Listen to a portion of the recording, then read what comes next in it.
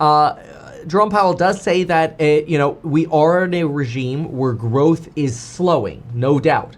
And this is where he gets drilled. Like, wait, like, do you want growth to slow? That's weird.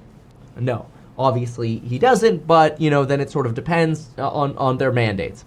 We've already heard that, so we won't replicate all of that. Something else that was interesting is he says that private credit has not been through a real downturn. Okay, this is actually a big phrase. He's basically saying, like, companies like Affirm and the sort of like tertiary private credit markets that exist have not been battle tested in a recession yet. It's one of the reasons, and this is just sort of like entrepreneur to entrepreneur here, okay, or like investor to investor, okay. I'm not sure. This isn't designed to be a pitch. Househack believes we have, it's sort of in our back pocket. We think we have an extremely competitive way to provide equity loans to people who have a really low lock-in rate, but rates are high, right? So you can't capitalize that equity in your home. And we think there are ways we can establish that based on the value of homes with, potentially minimal, I'm not going to get into the competitive advantages. We'll talk about that different time. The problem is you don't want to get into private credit. And this is the investor part, right? You don't want to get into private credit if you're about to walk into a recession. You want to get into credit when you're coming out of a recession or you're soft landing back into growth. That's when you want to be exposed to credit. So I actually think Jerome Powell is right on, and it aligns, who knows, maybe this is like the, cognitive bias associating with, that's what I've been thinking, so I'm picking up on it. But I think it's very logical. I mean, like, do I want to own a firm in a recession? No, of course not. But, do I want, could a firm be a moonshot if you soft land? Hell yeah, right? So to me, that seems pretty binary because the risks of credit defaults are massive in a recession. So, and I think this is why he also brings up that banks are what he says, quote, likely risk averse in this environment. This is also where they talk about debanking. The Federal Reserve actually just removed reputation risk from the requirements that banks sort of like make sure they're in compliance. But it's actually very common for politicians or people on social media to get debanked. A lot of this had been pointed at people who were Trump supporters that ended up getting debanked from like Bank of America or whatever. And they basically just send you a letter and they're like, you're too risky of a personality for us to deal with. We just dump you. And it doesn't necessarily mean the person's done anything wrong. It's just the banks basically picking and choosing. And it's almost like they, just want people who are silent in the public space.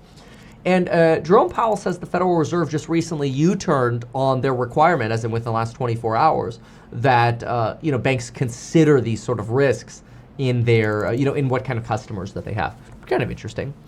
So then we got, let's see here. If we don't end up getting that goods inflation, we could end up cutting sooner. And capital requirements. Oh, this is also a little bit complicated. They talk about the SLR, the leverage ratios, blah, blah, blah, capital requirements for banks, blah, blah, blah, blah. Bottom line out of all of this, if they end up loosening capital requirements, it's possible that banks might end up buying more treasuries, which if banks buy more treasuries, you could see treasury yields come down and bonds basically rally up. So, for example, if you wanted to play that, you would invest into potentially something like TLT, which is about a 25-year Treasury bond fund ETF, which has obviously just performed miserably ever since the Federal Reserve cut 100 basis points. It was skyrocketing last year when we were worried about recessionary levels of employment, and then the Japanese carry trade hit. Then the Fed cuts 100 basis points to try to front run some of the damage, and Treasury yields skyrocket 1%, which just like wrecked TLT. That said, you could see that over the last few days, the 10-year Treasury yield has actually come down a smidge here.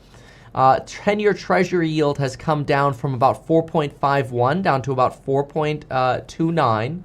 You do also, though, have the 210 spread bobbing right around that 50 level. That's usually where we're right at the edge of shock level, so it's just something to pay attention to. This morning, this was actually as high as 51. And so this can be a recessionary signal. Treasury yields coming down can be a recessionary signal. The conference board has a recessionary signal. But something else that can be a recessionary signal is oil. Oil is down 6% today on the ceasefire talk. And it's really not so much that like this 6% decline is what's a recessionary signal. It's actually more so just this trend right here, right? You can see this trend down on the Western blend of oil since 2022. This collapsing over here potentially is just a sign of a slowing economy. Whereas the economy was still chock full of money, cash, and liquidity in 2022 and excess savings. That's really being drawn out of the economy, or has been drawn out of the economy almost entirely, which is why wealthier households are mostly supporting almost all of the spending that's happening in the economy right now. And so it is an interesting environment to see that while oil markets are now essentially collapsing into back to a recessionary kind of call, treasuries are starting to, indicate some yield reversal here. Powell and a bunch of Fed people are starting to get a little concerned about the labor market. The Qs are at the all-time high line, which is a really remarkable level to be at, but it also gives us a little bit of a, maybe a warning in that, and I'm not trying to be like a bear here or whatever, but I would say that if you're literally knocking on the doors here, I mean, you're at all-time highs. Robinhood's absolutely killing it because of the amount of people making money just investing in stocks right now, right? It does sort of beg the question, look at this. This was the all-time high level we hit, was 85 after IPO. I was actually an investor pre-IPO through just about IPO level right here, and I sold. I missed all this crap down here. But what's interesting is, when you're at these really high levels, you do sort of start asking yourself, at what point does it make sense to set those trailing stops again? Just in case the Federal Reserve does have to start panic cutting rates. And then it makes you wonder, could it be like 2001 where the Fed is panic cutting rates and the stock market is plummeting in the face of rates being cut? Because again, there's a difference between rate cuts and the money printer. You want the money printer as an investor. Rate cuts sound cool, but they're usually being done because of underlying issues in the economy. So I think that's just an important duality. Again, that's not saying sell everything now. It's just saying, look, man, if you set a 6% trailing stop on the Qs, if the market goes up another 6%, you're golden. Who cares? It costs you nothing, right? But if the market goes down to 506, you just auto trigger maybe enough to sell to cover margin or some credit card debt or whatever, and you just protect yourself a little bit. It's something to consider, maybe a little early right now since we're still riding this high of stablecoin legislation.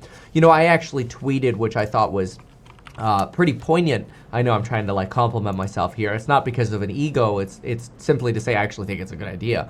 But I tweeted that X Payments should have its own stablecoin, and Tesla could then use that to process robo-taxi payments, cut out the middleman, right? Somebody asked me, what would you call that stablecoin? And I responded, Taco. Anyway, that's what the Federal Reserve just said. And if you want more on that, on sort of strategies, on trades every morning, the Alpha Report, lectures on building your wealth with real estate, stocks, long-term investing, entrepreneurship, productivity, you name it, YouTube, sales, whatever. You get all of it in one package over at meetkevin.com.